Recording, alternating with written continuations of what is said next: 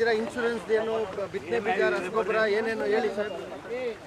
ಈ ಒಂದು ಬರದ ಸನ್ನಿವೇಶದಲ್ಲಿ ಇದು ಉಪಮುಖ್ಯಮಂತ್ರಿಗಳು ಹಾಗೂ ಕಂದಾಯ ಸಚಿವರಾದ ಡಾ ಜಿ ಪರಮೇಶ್ವರ್ ಅವರು ಚಿಕ್ಕಬಳ್ಳಾಪುರ ಜಿಲ್ಲಾ ಪ್ರವಾಸ ಕೈಗೊಂಡು ಜಿಲ್ಲೆಯ ಬರ ಪರಿಸ್ಥಿತಿ ಹಾಗೂ ಕಂದಾಯ ವಿಷಯಗಳ ಕುರಿತು ಪ್ರಗತಿ ಪರಿಶೀಲನಾ ಸಭೆ ನಡೆಸಿ ಅಧಿಕಾರಿಗಳಿಗೆ ಅಗತ್ಯ ನಿರ್ದೇಶನಗಳನ್ನು ನೀಡಿದರು. ಚಿಕ್ಕಬಳ್ಳಾಪುರ ನಗರದ ಜಿಲ್ಲಾ ಪಂಚಾಯಿತಿ ಸಭಾಂಗಣದಲ್ಲಿ ಪ್ರಗತಿ ಪರಿಶೀಲನಾ ಸಭೆ ನಡೆಸಿದ್ರು. ಅಧಿಕಾರಿಗಳಿಂದ ವರದಿ ಪಡೆದ ನಂತರ ಮಾತನಾಡಿದ ಅವರು, ಬೆಳೆ ವಿಮೆ ಎಂಬುದು ರೈತರಿಗೆ ವರದಾನ. ಬೆಳೆ ನಷ್ಟ ಆದ ಸಂದರ್ಭದಲ್ಲಿ ವಿಮೆಯಿಂದ ರೈತರಿಗೆ ಒಂದಷ್ಟು ಅನುಕೂಲವಾಗುತ್ತದೆ. ಚಿಕ್ಕಬಳ್ಳಾಪುರ ಜಿಲ್ಲೆಯಲ್ಲಿ 80,000 ನೋಂದಣಿಗೆ ಗುರಿ ನೀಡಲಾಗಿದೆ. ಈವರೆಗೆ 24,000 ಮಾತ್ರ ನೋಂದಣಿಯಾಗಿದೆ. ಬೆಳೆ ವಿಮೆ ಕಟ್ಟಲು ಪ್ರೋತ್ಸಾಹಿಸದಿದ್ದರೆ ಹೇಗೆ ಎಂದು ಅಧಿಕಾರಿಗಳನ್ನು ಪ್ರಶ್ನಿಸಿದ ಅವರು, ರೈತರಿಗೆ ಸಹಾಯ ಮಾಡಲು ಅವಕಾಶ ಇದೆ.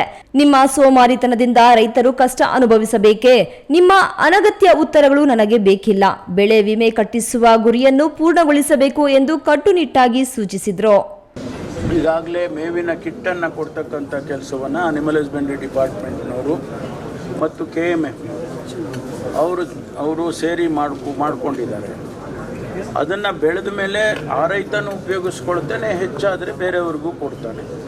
ಕೆಲವು ಸಂದರ್ಭದಲ್ಲಿ ಬೆಳೆದು ನಮಗೂ ಕೊಡ್ತಾನೆ, ಅಂದರೆ ಸೆಂಟ್ರಲ್ ಪೂಲ್ ಅಂತ ಕರೀತಾರೆ. ಆ ಪೂಲಿಗೂ ಕೂಡ ಕೊಡ್ತಕ್ಕಂಥ ಕೆಲಸ ರೈತರು ಮಾಡ್ತಾರೆ, ಅವ್ರಿಗೆ ಹಣ ಕೊಡ್ತಾರೆ.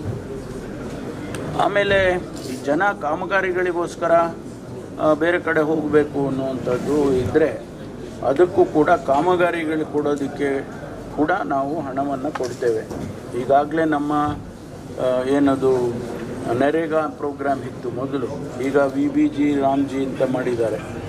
ಆ ಪ್ರೋಗ್ರಾಮ್ನಲ್ಲಿ ಎಷ್ಟು ಬೇಕಾದರೂ ಕೆಲಸ ತಗೊಳ್ಳೋದಕ್ಕೆ ನಾವು ಹಣ ಕೊಡ್ತೀವಿ. ಹಣಕ್ಕೆ ಯಾವುದೇ ಕೊರತೆ ಇಲ್ಲ. ಹಣ ನಾವು ಈಗ ಸರ್ಕಾರದ ವತಿಯಿಂದ ಅವ್ರು ಪ್ರಪೋಸಲ್ ಕೊಟ್ಟ ತಕ್ಷಣ ನಾವು ಹಣ ಕೊಡ್ತೇವೆ. ನಾವು ಟಾರ್ಗೆಟ್ ಕೊಟ್ಟಿರ್ತೀವಿ, ಇಷ್ಟು ಮಾನವ ದಿನಗಳನ್ನು ಉಪಯೋಗಿಸ್ಕೊಳ್ಳಿ ಅಂತ. ಅದನ್ನು ಅವರು ಉಪಯೋಗಿಸ್ಕೊಳ್ಬೋದು. ಆ ಹಣ ನಾವು ಕೊಡ್ತೇವೆ.